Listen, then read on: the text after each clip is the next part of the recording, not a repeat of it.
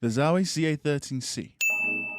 First, I like to go over the specs. The weight is about 65 grams without the cable, the height is about 40 millimeters high, the length is about 121 millimeters, and the grip width in the middle of the mouse is about 57 millimeters. The main thing you'll notice about this ambidextrous shape is the hump that's more towards the back, and I mean just look at that.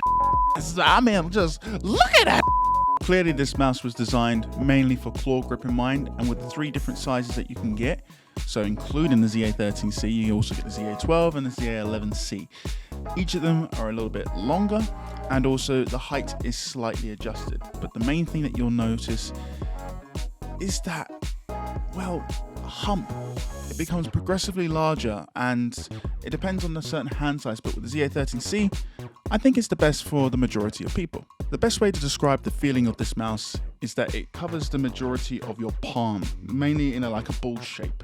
And this creates a very locked in feeling, but doesn't feel invasive, mainly due to the curvature that you'll find at the top of the mouse when you're looking at the mouse straight forward. Like for example, the G Pro Superlight, which creates more of an oval shape than a rounded shape, but with the rounded shape being a bit more condensed. Still being a ball, but not pointing into your palm, but more covering the majority of it. Now for the side of the mouse, it has a generous width towards the back, but then flares inwards towards the middle, making it feel narrow in the hand. Now in theory, this should allow you to be a lot more precise as it brings your fingers closer together. But in practice, I find that with my hand size, it actually ends up creating cramps along my fingers, and I don't feel as comfortable, and I'm thinking more about my grip style than I am actually just aiming my mouse. There is one little thing that I do like about this mouse that really is something that I wish more mice would actually introduce, and it's a little notch that you'll find towards the end of the mouse buttons.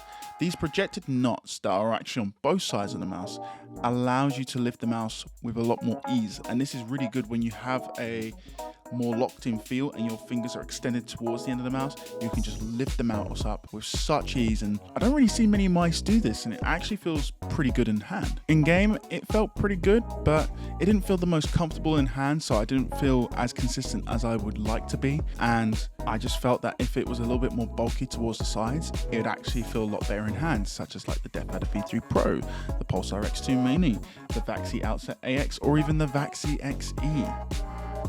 Another video coming out soon. The cable is very good. In fact, I would consider it one of the best stock cables on the market. And the skates are hit and miss. They're a bit more control orientated, but I would actually prefer if they were just 100% pure PTFE, in my personal opinion. The price is £80 for the wired version. And when they probably will release a wireless version, they will overcharge once again. In my opinion, I don't think it's worth the money. Unless you're a Zowie fan that likes to try out Zowie mice, I find it's very hard to recommend to people unless they know they want to use the ZA13 C shape.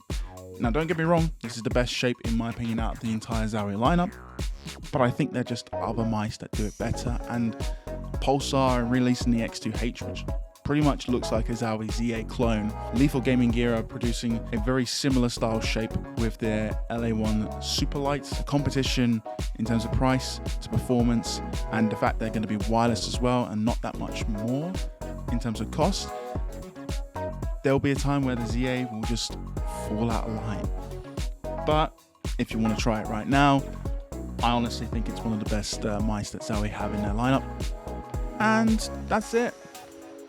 Nothing else to say. It's good, but it's not special. There are other mice in my catalogue that are way better than the ZA13 C, but for what it is, it's a damn good mouse, and I'm not going to complain about it. Thank you guys for watching. I hope you enjoyed the video. Take care, and I'll see you in the next one. Goodbye.